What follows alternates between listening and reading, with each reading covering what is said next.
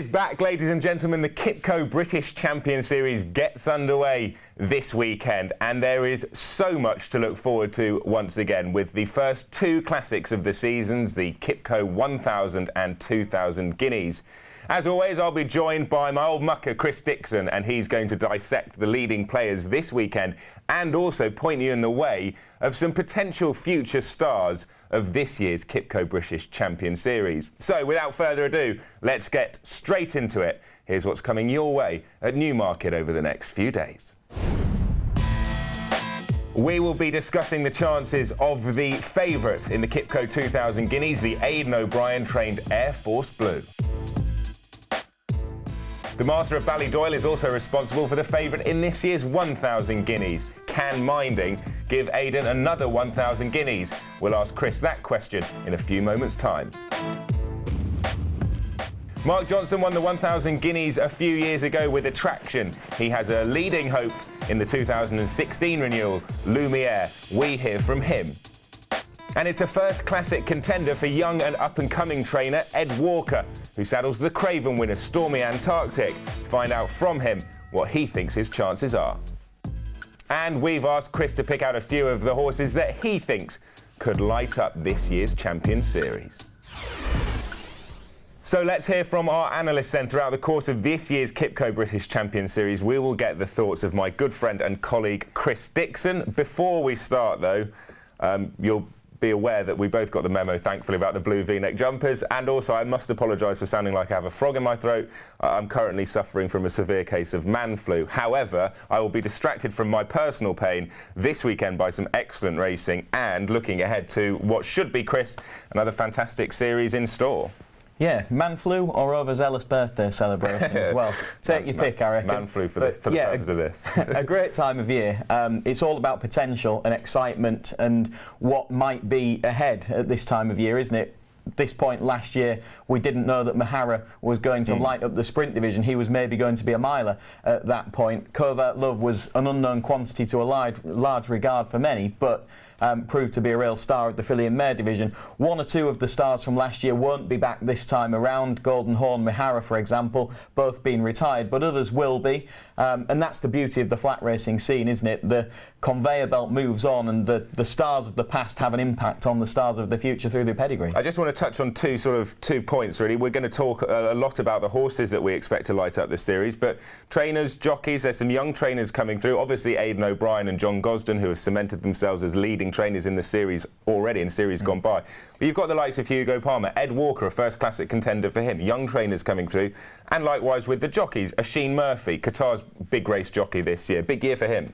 Definitely, and I think the big name to look out for in the training ranks this year is Hugo Palmer. Outstanding season last year. He's got a bigger, probably a better string, some really expensive horses with beautiful pedigrees bought out of the yearling sales last year have gone to him. Roger Varian has got a massive string and some star performers. He's now got the care of Postponed, of course, who was one of the leading players in the middle distance scene last year, and he'll be back. And then, as you say, you've got those established names, the likes of Gosden and Haggis and O'Brien, that are there to be shot at. And with regards to the jockeys, Andrea Itzini, who'll be riding for Roger Varian. There's a long list. Frankie Dettori, who had such a splendid year last year. And obviously a name that we expect to be winning plenty of this year's QIPCO British Champion Series races is the mighty Ryan Moore. And we were lucky enough to spend a bit of time with Ryan in the run-up to the Guineas and find out what it takes to win a classic at Newmarket.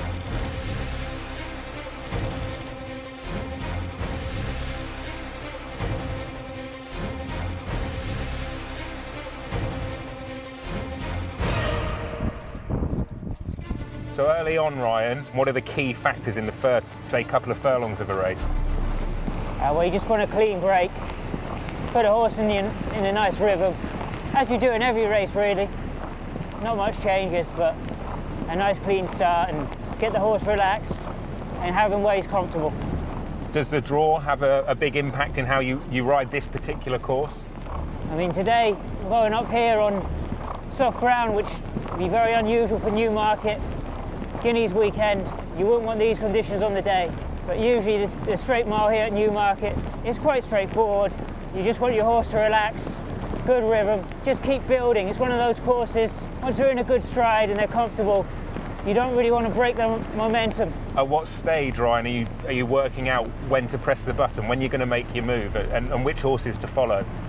Well, as the pace is building, you don't want to get involved, get racing too early here. You know, you're running downhill for a long way and it's easy to get going a bit early. But as you're approaching the free, you just start to climb a little bit, and the race is usually on here, a bit of pressure. Once you get by the bushes, then the track starts to level off a bit. But just before the two, you're starting to run downhill, and this is where you need a horse to be well balanced. You don't want them changing their legs too much. You need to find that good rhythm. Grandstand to the left, you can start to hear the noise of the crowd. You're getting into the final furlong. Take us home, Ryan. This is where we work them all out, you know. It's a long way up this hill, but it's a place where if you're not too far away, it's usually hard to make up too much ground later on, you know. And now you're coming towards the line. Be nice to be in front in the Guineas. Yeah, it's always nice to cross the line in front in any race. So let's get straight into our analysis then of this year's first British Classic, the QIPCO 2000 Guineas, and what better way to start than by talking, Chris, about the market leader, Air Force Blue. And we're going to take a look at Air Force Blue in action in the Dewhurst. I'll highlight him for you. There he is, under Ryan Moore. He wins this pretty readily in the end. He does. It's a taking performance from Air Force Blue on this occasion, and probably the standard-setting piece of form that we've got in this division. We have highlighted Air Force Blue for you. What's interesting, when we see in a few moments' time, there will be a change in the shot, if you like, and we'll pause it before we get there. But what's fascinating to me is that the jockeys here in front of Air Force Blue, as Ryan Moore's looking at them, are starting to really scrub along.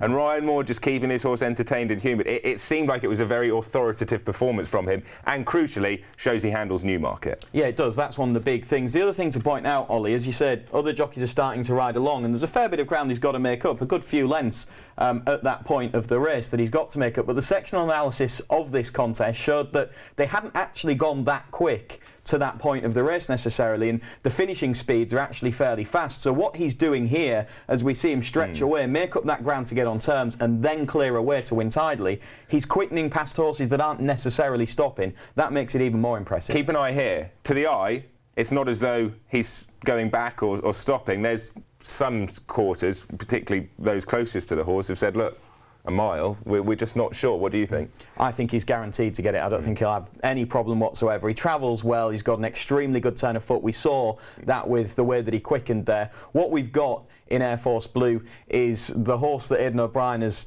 regarded as the best two-year-old he's ever trained. We've heard that kind of talk before, but this time it has substance. In the last decade, only one horse has come into 2000 Guineas with a higher official rating, and that was the great Frankel. Well, Frankel was unbeaten, but we're going to highlight the defeat that Air Force Blue has encountered, because he has been beaten. Now the winner is Buratino, who we've highlighted there, blue cap, white cap, blue silks. Here's Air Force Blue for those that haven't been able to spot him yet. We'll run it. He gets beaten. Why does he get beaten this day? What do we sort of surmise from this performance? Well, Buratino had 5 starts at this point of his career. He was already a winner in Pattern Company at listed level.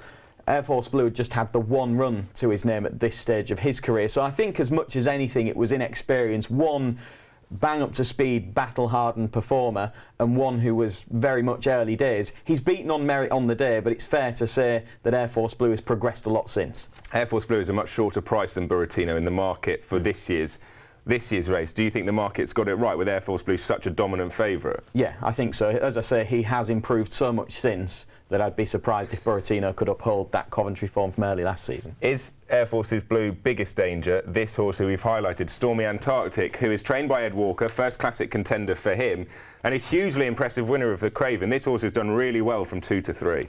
He has. I suppose his very best form has been on testing ground. You can see here in the Craven, the ground had opened up, there'd been heavy rain, and he was doing it on soft ground. His best form has been on a testing surface to this point. Any rain would certainly help him. But the really impressive thing about this horse is when we picked him up, he was right out the back of the field. He's still got a little bit of ground to make up here, hasn't he? Yeah, just want to highlight that if we can.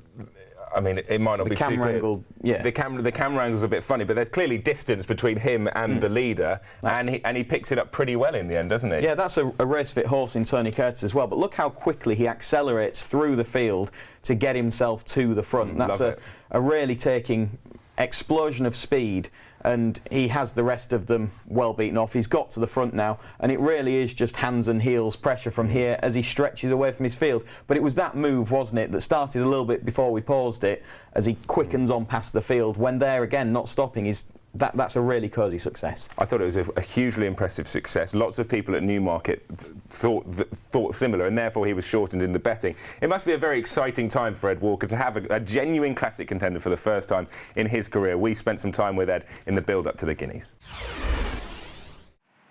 Ed, where did Stormy Antarctic's win in the Craven rate amongst your best days as a trainer? The most extraordinary.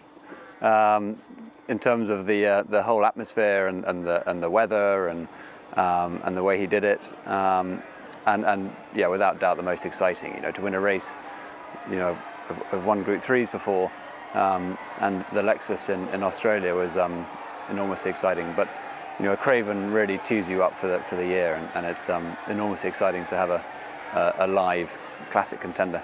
We thought he was very smart at 2. I mean, he came from the Breeze Ups. He was sold by Brendan Holland, who thought the world of him. Alistair Donald bought him. He's a gorgeous horse. He was always going to be the type of horse to improve physically. He's out of a Doyen mare, so there's a lot of stamina there. So he was always going to get better at 3. But he showed a huge amount of speed as a 2-year-old when we started working him. Hence we ran him over 6 first up and second time. And he didn't break his maiden until he ran at Sandown over 7. He's a very playful, happy, exuberant horse, as we've seen this morning, and it took quite a long time for the penny to drop. He's very committed, and he loves his work, and he's got the perfect temperament for a racehorse. But he is a big, playful child in that respect. And one thing we've seen consistently with him when winning is quite a patient ride. Certainly we did it at Newbury, certainly we did in the Craven as well. And then this electric turn of foot, really, particularly given the pace they went at Newmarket, where he seems to go from the back of the field right to the front very quickly. Yeah. But he also has that stamina. What do you think are his main assets? Well, I think you've hit the nail on the head. I think he's got a really high cruising speed. He wants a true, honest pace, but he's got the stamina and the turn of foot to make him those are the ingredients to a successful racehorse. That, and then you need the temperament as well, which he has in abundance. So he ticks a lot of boxes, nearly all boxes, and I think the fact that he does stay well and he does have that turn of foot will be very, very exciting later in the year, especially when we step him up. I'm very hopeful that he'll stay 10 furlongs, in which case he's going to be a force to be reckoned with, I think. And he's clearly come out the Craven bouncing, because this morning he's been entirely full of himself. Is that what you want to see as a trainer? Yeah, 100%. Arguably I spoke to George Baker yesterday and about when he was going to work, and he's going to work at the weekend, and I just said to George, my worry is what I'm going to do with him between now and then. He's so fresh, just got to try and keep a lid on him. He doesn't need to do anything too strenuous between now and the weekend, but at the same time he doesn't want to get too above himself. Like I say, he's just a very exuberant, happy horse. So keeping a lid on him is the key at this stage. Moving on now to the Fillies Classic, first Fillies Classic of the year. It is, of course, the QIPCO 1000 Guineas over the Rowley Mile, and the key player is once again trained by Aidan O'Brien and will be ridden by Ryan Moore. It's Minding, who we're going to have a look at in action here, and we're going to highlight Minding, who's here and gets the better of Nathra, who we'll get onto in a moment, but they're the first and second from the Fillies Mile last year. And Minding was pretty authoritative this day. Yeah, this is probably the strongest piece of 2-year-old filly form from last season, isn't it? And it was a really authoritative success. You can see at the point that the film pauses there, she's just steadily nudged along, isn't she? She's not going perhaps really, really easily, but it's Ryan Moore's style, isn't it, just bumping along? If you look at the sort of body position of the jockey there compared to the body position of the jockey on Nathra, they're very different in their styles, but ultimately the result is better for Minding. She does respond really well to pressure, this horse. She does. What you can see here is that this was a fairly well-run race. They'd gone a decent gallop, but at that point the field were well grouped together. Even now, they're still in a fairly smallish, compact space, aren't they? But look, as the race develops, how Minding stretches clear of the field, and that's the really impressive thing about her. She just powers away from them, and it is really decisive and impressive the way that she goes about it. From that group shot, suddenly the spread out across the Newmarket course. And that's within sort of 2 furlongs, 400 metres, when they were, as you say, compacted. Well, all as a bunch, she's effectively made them finish strung out like washing. She was a very authoritative winner that day, as we touched on. But this year, the horse that she beat that day in the form of Nathra, who we've highlighted, Nathra's come out this year and franked the form. Obviously, it's a difference because they moved from a 2-year-old to a 3-year-old, so they've had a winter on their back. But clearly, Nathra's taken the winter well, given this pretty gutsy display in what was a tight finish. Yeah, she goes and wins the Nell Gwyn. Good piece of form. Hard to really see her reversing things with Minding, for all that she has proved that she's trained on, and Minding hasn't taken in a trial like previous Aidan O'Brien winners of this race. But I think as much as anything, whilst you can see that Nathra has done well and she wins this nicely, looking as though the step back up to a mile will suit her, it's really hard to see her turning the form around. So that, as much as anything, is a form boost for Minding. I think that the sort of big contender in terms of opposition to Minding will come in the form of this horse, Lumiere, who we can see winning the Cheveley Park. Shows a decent attitude. She was quite lightly raced as a 2-year-old, but always has had a very, very high reputation. Yeah, she has, and she's stretched clear of her field at this point of the race. She travels well. She's got an awful lot of speed, this horse, but she won't have problem at all with stretching out to a mile, in my opinion. Certainly not in the trainer's opinion. Can see here the horses that she beats, Illuminate and Bashara. They brought good form into this race already. Illuminate and Bashara, Group 2 winners. Bashara had beaten Lumiere in the Lowther. Illuminate had won a Group 3 at Royal Ascot at the Albany, and then taken the Duchess of Cambridge next time out. So, does look a solid piece of form, this, doesn't it? And Illuminate surely giving that form a solid look to it, along with Bashara. From a pace angle, from a sort of race tactics angle, could she be potentially a bit of a sitting duck to the likes of Minding and Nathra? She likes to be out there in front from her 2-year-old days. That might be different tactics employed in the Guineas, but if they do this, Minding and Ryan Moore will just sit, wait and pounce late, as we saw in the Fillies Mile. I'm sure they will, but look how hard she is to pass. Look at that attitude, the way she bows her head and battles ears back. The horse who finishes 4th there has gone on to run well in group company since, and had done before as well. So that looks really solid form. You've got to love her attitude. Absolutely. Well, Mark Johnston's trained the winner of the 1,000 Guineas before in Attraction a few years ago, and she was a very, very high-class filly. And Mark holds this filly in the same sort of esteem. Let's hear from the trainer now. Mark, you know what it takes to win a Guineas. What sort of list of credentials does a horse need? Got to be very, very good. I suppose that's the first thing. And of course they've got to be precocious. I think I heard somebody say recently it's the last 2-year-old race of the season, or something along those lines. So yeah, they do have to be precocious. They've got to be, I think they've got to be pretty experienced as well. It's a tough race, it's no holds barred, so you've got to have a very good horse, and you've got to have a horse that knows what it's doing. With Lumiere, Mark, I mean, she's a Group 1 winner, of course, already, but she's still now got to prove it at 3. She's got a terrific cruising speed, she's very, very fast.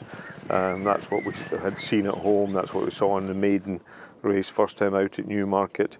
You know, obviously, as we saw at York, that can leave a horse vulnerable to something pouncing on it from behind.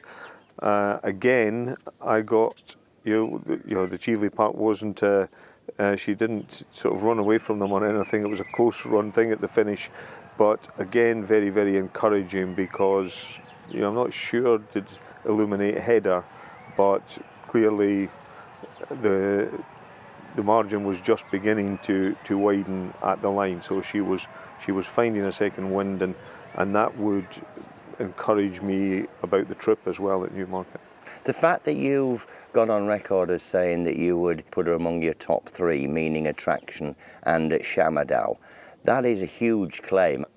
I've said that all along because that's been just the gut feeling I had, and I probably haven't felt about I haven't felt about another horse the way I do about a horse since Attraction and Shamadal. It's maybe a little bit of the heart ruling the head. On the other hand, if you look at 2-year-old form, she is in my top 3. I don't think there's any getting away from that. She is in my top 3. She's not a champion 2-year-old. They were both champion 2-year-olds. but you know, I'd be pretty confident that she's in my top 3 2-year-olds for sure. Now she's got to go out and prove that she's in my top 3 overall. We've got so much to look forward to this QIPCO British Champion Series, and with that in mind, we've asked Chris Dixon to pick out a few names, star names, that he thinks could light up the British racing circuit this season. Let's start with a horse who did so well last year, Jack Hobbs. Tell us, Chris, what it is about this horse, who we're going to highlight for you here. What is it about this horse that you like so much? Well, he was excellent last year, wasn't he? He had really high-class form. His only defeats until this day in the Champion Stakes on QIPCO British Champions Day was behind Golden Horn. So really strong pieces of form. He went on to win an Irish Derby in impressive fashion. And look at him here. This is in the Champion Stakes. A beaten favourite, you would maybe say disappointing, but the horses that beat him started their runs from much further back. Found, who finished in second, was last at the point we started the video. The winner, Fascinating Rock, was rear end of mid-division as well. And he leads to inside the final furlong, having always been up with that strong pace. So no disgrace in getting beaten on this occasion. I like the way that once he is headed, he keeps battling on. With Golden Horn out of the equation and the type of horse physically, look at his size and scope that he's got. He's going to progress again as a 4-year-old. He's been kept in training, and I think that we'll see even better from him this year. What was remarkable about the Jack Hobbs story is that he started off at Sandown last year in a handicap, and it just goes to show that Champion Series stars can come from any level of race, so keep an eye out. It might be a quiet Wednesday, might be a quiet Tuesday, but you could get a star in the making. And Jack Hobbs started out, albeit at a big track in Sandown, but he started out in relatively humble beginnings. He made his winning debut on the all-weather at Wolverhampton in the winter. One of the early season winners from last year, who's done the same this year, is Gifted Master, and there is Gifted Master highlighted. And in what has been one of the new success stories in terms of the race programme book, the Commonwealth Cup, this is a horse who will have his eyes on the big prize at Royal Ascot for the 3-year-old. He will. This is Ascot as a 3-year-old, second run as a 3-year-old, unbeaten this horse since he's been gelded. And with Shalar injured for the early part of the season, Hugo Palmer has decided they'll drop this horse in trip and have a go at the Commonwealth Cup. And he looks like a horse on this Ascot performance who will take the beating. An impressive run from the second horse, who was only having a second start of its career. But Gifted Master has just got such a high cruising speed. He puts horses under pressure from an early stage of the races, and they're finding it very, very hard to live with him. And so we've got sort of middle distance in Jack Hobbs. We've got a speedster potentially this season in Gifted Master. And how about a stayer as well, for good measure, in the form of Bondi Beach? What is it about Bondi Beach that impresses you? We've highlighted him here. Yeah, he finishes second actually. The winner is there. This is last year in the Great Voltager, but there he is making his strong challenge from the back of the field, and he gets carried across the track here. He is a horse who went on to run so well in the St Leger. Of course, he got the race awarded to him and then taken back off him. But here he's the horse again who gets hampered a little bit by the winner, who carries him across the track. Storm the Stars. Storm the Stars, yeah. And he just intimidates him a little bit, but this is a horse who's already had a run this season, come out over a mile and 3/4 and won at Limerick, and I think he's going to improve as he's matured, and when he gets over even more ground. He's entered in the Cup races this year, he's got an Ascot Gold Cup entry, and I just think that he's a strong stayer, and the stable in the past have done so well in this division. Yeah, you mentioned the stable success, the likes of Yates, who was the sort of flag bearer in terms of stayers for Cornwall recently. He's doing well as a stallion now. Do you think this horse could sort of land? Look, we're getting ahead of ourselves saying could he go and win 4 or 5 Gold Cups? But you know the point I'm making. Do you think he could earmark himself as the stayer they'll all be chasing home this year? I think so. He's got that sort of potential. Of course, Fame and Glory and Leading Light have been horses that have won the Gold Cup for the stable since Yates as well. So he's that kind of calibre of horse, I think. Yeah, well, very kind of you to find out and pick out for us the winner of the next 5 Ascot Gold Cups. But hopefully a few horses there will prove that Chris has got his finger on the pulse throughout the course of the season. Jack Hobbs, Gifted Master and Bondi Beach. Chris, final word from you. How much are you looking forward for the QIPCO British Champion Series getting underway this weekend? Very much so. As I said at the start, all about potential. The dreams are about to start being realised, I suppose, and Aidan O'Brien definitely has the key contenders. Guineas coming up this weekend. Let's pick out, if we can, just a few of the fixtures that you can keep your eyes out for throughout the course of 2016. We've got the 2,000 and 1,000 Guineas coming up this weekend. Other notable races include the Lockinge, the Yorkshire Cup, obviously the big races at Epsom, the Derby and the Oaks. Lots coming your way. So that's it. We'll be back for Epsom when the classic action from the UK will continue. I hope you've enjoyed our preview of what's going to be a mighty fine weekend's racing. Best of luck, and we'll see you next time.